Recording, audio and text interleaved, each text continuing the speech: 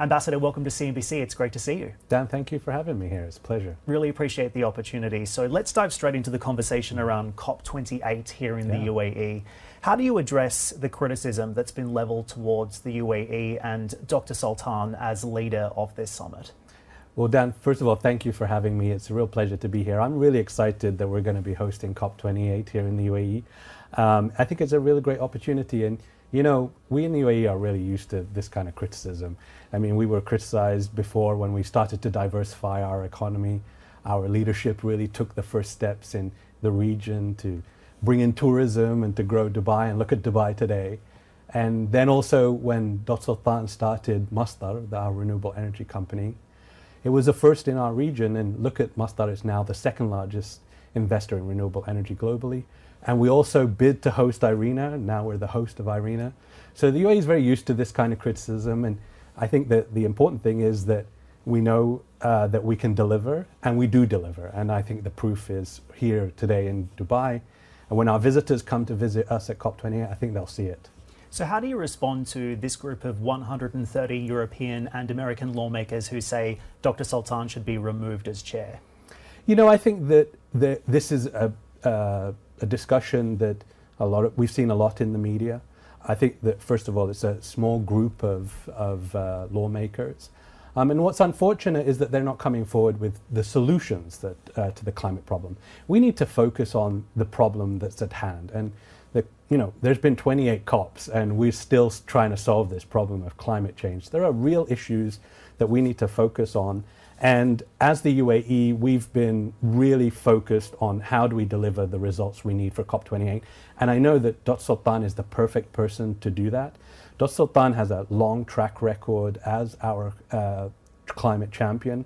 You know, under the leadership of the UAE, we've been very progressive when it comes to climate change. The UAE's been taking a leadership role. Just as I said already, we've already done many actions that show our leadership when it comes to climate change.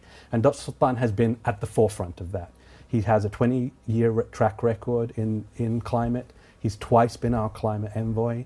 He's also is the chairman of Masdar, but he built Masdar, our renewable energy company, which I mentioned is the second largest in the world. He knows these issues.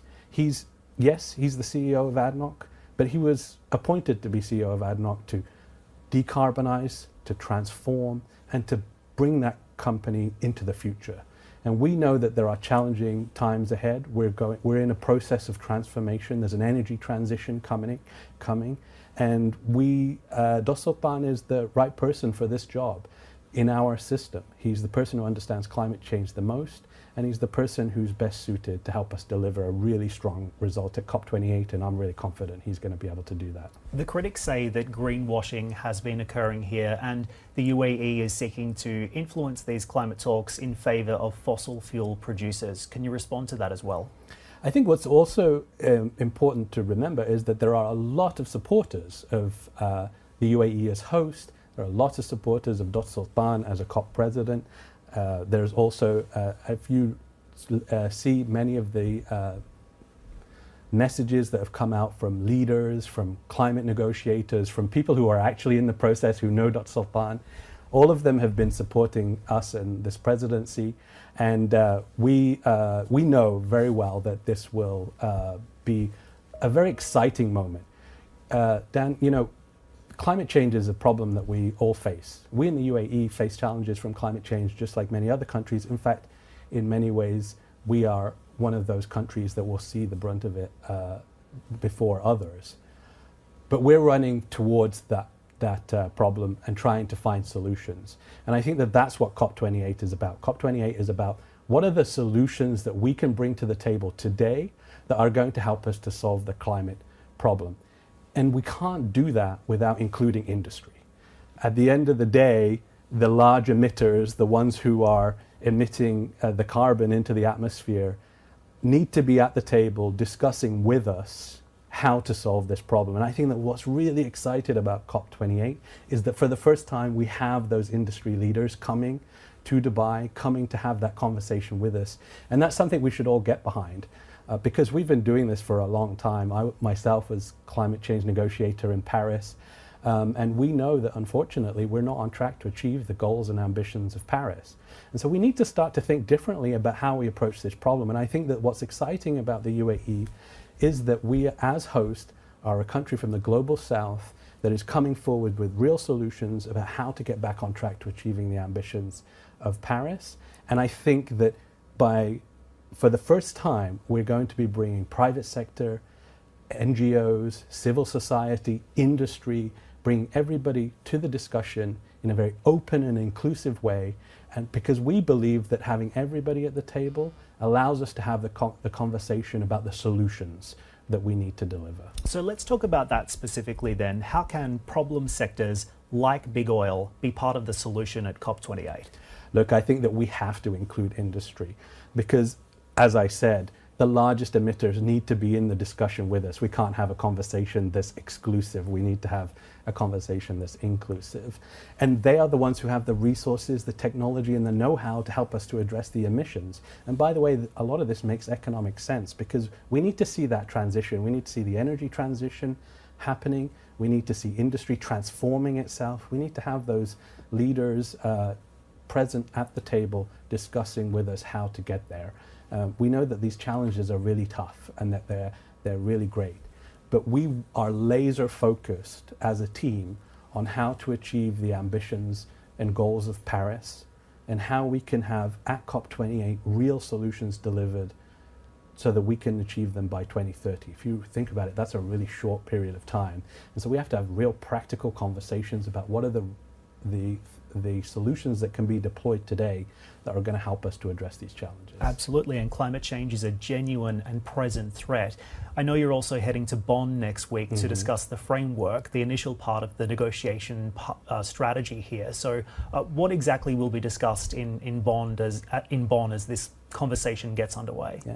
Dan, I think a lot of people think about COPs as an event that happens at the end of the year. In fact, it's actually a process that goes on throughout the year with many discussions happening at different fora. And Bonn is a really critical fora where we bring all the negotiators together in Bonn in Germany. It's kind of like a little mini COP where we start to discuss many of the different issues that will be addressed at COP28. So it's a really important moment. Our COP president and our team have spent the last 6 months going around the world, talking to negotiators, talking to country representatives, talking to NGOs and civil society, really trying to hear what are the challenges that they're facing, what are the solutions that they have, and Bonn is really where some of that starts to come together. And we think that it's going to be a really important moment. You know, if I can tell you a little bit about our COP and what we need to deliver, our COP is really important because it's the first global stocktake since the Paris Climate Agreement. This is the first time that the world is going to look at how we're doing in trying to meet the ambitions of Paris. Unfortunately, we know we're not on track to do that. So what makes the COP in the UAE very important is because we'll have to say something about how we're going to achieve those ambitions. And we see that being around 4 pillars. On the mitigation side, we need to address the mitigation gap we have. We have a 43% emissions gap that we need to address. We also are mandated to deliver a global goal on adaptation and doubling of adaptation finance. These are issues that our people in vulnerable communities in the poorest countries in the world are facing today. And we need to start to look at solutions that help these communities to deal with the impacts of climate change. You also know in Sharm el-Sheikh that there was the outcome for a loss and damage fund. We need to deliver the operationalization of that fund. And that's a very exciting moment because for the first time the world is really looking to see how we can support extremely vulnerable communities, small island states, those who are impacted by the effects of climate change. And then lastly, the 4th pillar for us is around finance. A lot of this is underpinned by finance. We need to see the reforms of the international financial institutions, the multilateral development banks, that's really going to mobilize the capital that's going to allow us to address these challenges. There was a pledge made in Paris of 100 billion, and we haven't seen that been delivered yet. But we know, moreover, that we have to deliver trillions of dollars in capital. So that means that we need to look at how our financial architecture is operating and how we can get finance to projects, the real initiatives that are on the ground to people in their communities. And that's where I think that COP28 is really going to deliver. If we can deliver that whole package, we'll deliver a great result. Ambassador, previous COPs have been described as all talk, no action, or as having more bark than bite. How can COP28 in the UAE be a COP of action? And by what metric should the international community measure the success of this COP? Dan, I'm so glad you asked me that question, because, you know, that's what the UAE is about. I think that you, living here in the UAE, know that what we do really well is bring government and the private sector to deliver on big projects. You see that all around you here in the UAE. And I know that we're going to bring that same energy to COP28. And our leadership has been very clear that we don't want just another COP that is incremental. We want a COP that really makes a difference and moves the needle when it comes to climate and really sets us on a path to achieving the ambitions of Paris. And I'm confident that we can do that. As I mentioned, if we can deliver across these 4 pillars, if we can deliver an action plan that gets us from here to 2030 and beyond, then we can really deliver a successful COP. And by the way, we really need to do that because there's a loss of confidence in this process. And we've been doing the same thing for years and years. I think it's time that we start to think differently.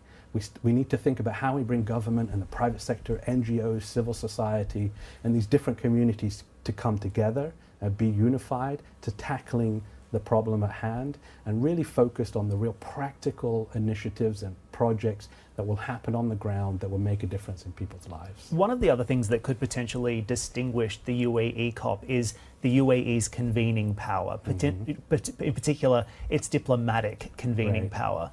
Will the US president attend these talks? The US is one of the largest oil and gas producers in the world. Will he come out here and support this process? We've invited all world leaders to come. We hope that everybody comes to COP. I've said before, and our leadership have been very clear, we're having a very open and inclusive process. We want everybody to come, but what we want is when they come with solutions. That they come with their projects, with their plans, with their partnerships, with how they're going to deliver on getting us back on track to achieving the goals of Paris.